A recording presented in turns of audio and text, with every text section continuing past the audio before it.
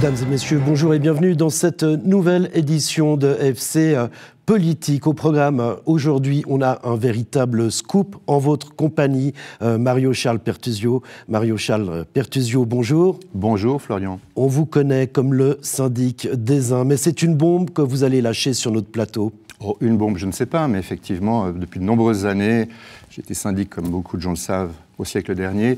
J'avais un collègue, Jacques Lecatelli, ou Alain Valéry-Poitry, des collègues qui évoquaient que Ézin était un quartier de Nyon de par le chemin d'Ézin.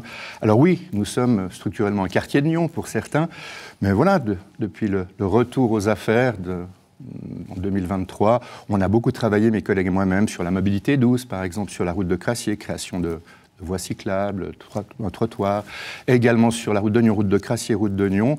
Je me dis, dans le fond, finalement, mon père était un commerçant nyonnais, moi j'ai fait toutes mes écoles à Nyon, donc le scoop, est-ce que c'est un scoop? Eh bien, je me porte candidat effectivement, puisque l'année prochaine, il y a des élections municipales, vous n'êtes pas sans le savoir, au mois de mars 2026.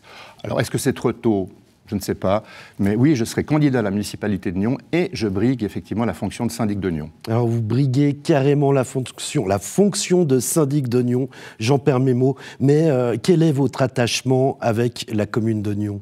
Je l'ai évoqué, toutes mes écoles à Nyon, donc je suis un vrai Nyonnais, je suis Ézinois de cœur aussi bien sûr, mais j'ai fait toutes mes écoles à Nyon. Mon père avait 3 commerces, un à la Grand-Rue, un à la route de Saint-Sergue, un autre au Tadois, il était commerçant, donc coiffeur, Mario Coiffeur à Nyon. Donc une véritable attache à cette ville qui est depuis toujours chère à mon cœur. Mario-Charles Pertuzio, vous m'avez donné votre programme pour convaincre l'électorat nyonnais de voter pour vous. Et il y a un mot qui surgit, qui saute aux yeux quand on le lit. Ce mot, c'est celui de fusion.